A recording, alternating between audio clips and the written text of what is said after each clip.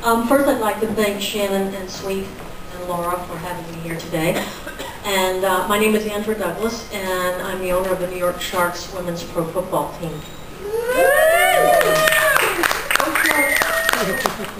The question I get most frequently is, how did you get involved in this?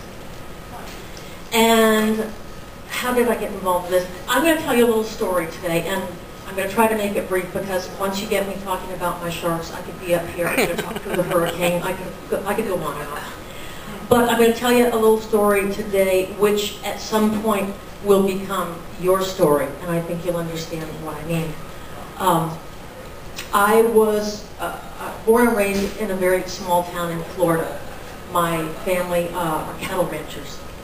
And I am the third daughter, the youngest. And my father kept hoping for a boy.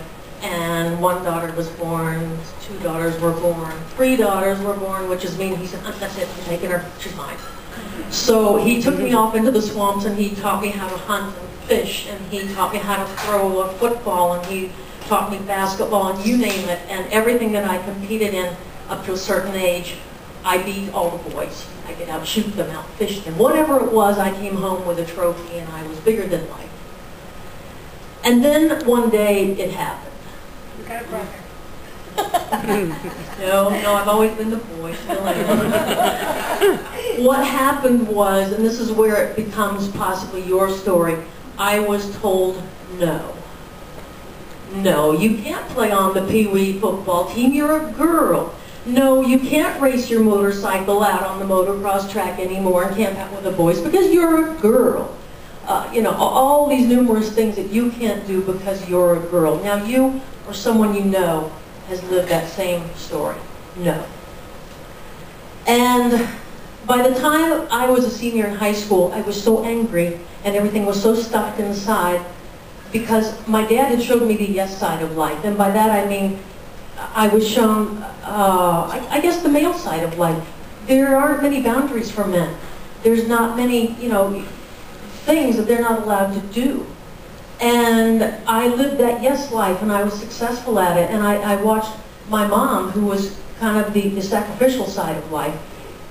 And if truth be known, it's probably my mother that was the more dynamic of the two. But she was kind of, she took a back seat, like many of us do. And you have to remember, I'm growing up in the 60s. So Title IX was 72 when that was passed. And even now, the inequality is just amazing. But, so I was so angry and upset at the time I was a senior in high school. And in fact, a funny story is I was homecoming queen. And, and there I stood out on the field at halftime with this freaking tiara on my head, and I wanted a helmet so bad. You know, and then I had to kiss the homecoming king. I was like, oh, I have beat his ass so many times. I don't want to do this. So anyway, my mother, realizing these things, God bless her, she brought me to New York, sight unseen, and like a caged animal, she'd like open the door and say, run, Andrew, run, do something, do whatever you like. And fortunately, I had two passions. One of them was athletics, but my other passion was art. And I moved to New York City, sight unseen. I got into Pratt Institute, where I received my master's. And within several months of going to New York City, I got my first job at Cosmopolitan magazine. And from there, it just progressed. I worked for Atlantic Records. I worked my way up to a vice president at Time Warner. And all during this time, I was playing flag football. I met this group in Brooklyn, and we played on the Brooklyn Women's Flag Football League, and it was all I lived for. You know, despite my artistic endeavors and the successes there, all I lived for was Sunday afternoon. You know, we had to play football, and I'd be going, you know, I'd like radio cast my own on my way to work. You know, if someone was here and they didn't touch me, then I was still up. You know, I was still up. You know, and then they touched me, oh, down. Okay, I got to get up to the next block without getting tackled. I was weaving my way through New York City. But during this time when I was playing flag, my team became very good. We won nationals several years, and we got this call from this a couple of guys out in Minnesota, and they wanted to create a women's tackle football league. And what they had done is they had already formed an all-star team, and this all-star team was traveling around the country, kind of taking the temperature of America. You know, were they ready for women's tackle football? And they called up my flag team, which was called the Long Island Sharks.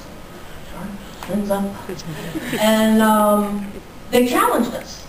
And they said, look, we will send you pads, helmets, we'll get you coaches, we're going to set it all up, we'll get you the field, everything. All you have to do is convert your flag team into a tackle team. No way. No way. And of course we all accepted the challenge, and we got ready to do this. And for the first time, like I said, all the successes, all the endeavors that I'd ever done, for the first time, when I put on the helmet and the pads, it was the coolest thing I'd ever done in my life. I could cry thinking about it.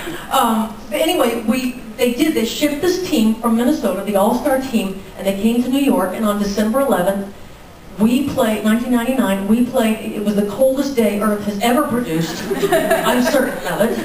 And, I mean, you could hear it clink in the helmet, and we were like this. But we got out there and we won the game 12-6. Yes! It was amazing. And it was like a drug. We were all like, we got the helmet flag, we just want to play football, football, football. And to us it was the real football. So shortly after that, these two guys, which I now call the crooks, because they were, but they got the movement started, I have to give them credit, and they formed a league. And the following year they had 11 teams for sale, ours being one of them. I never ever dreamed of owning this team.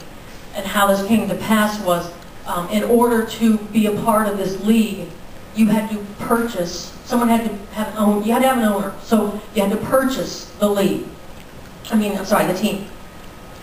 And it came down to the nth hour and no one had done it. And originally we thought, we're in New York, and I had a couple of the Brooklyn, the Brooklyn swag, and we walked around like we were tough, and who wouldn't want the New York Sharks? And, but nobody did. And at the last minute, it was just me and my friends and I, we wanted to play football, and once again, this dream was about to get away.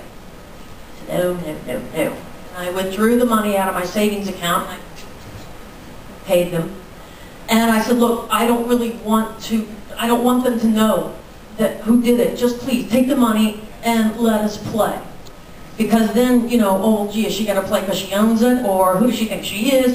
All these things ran through my head, and these were my friends. But the league really was not open to that, so I stepped up as the owner, and we began to play football in this league. And I have to tell you, from that one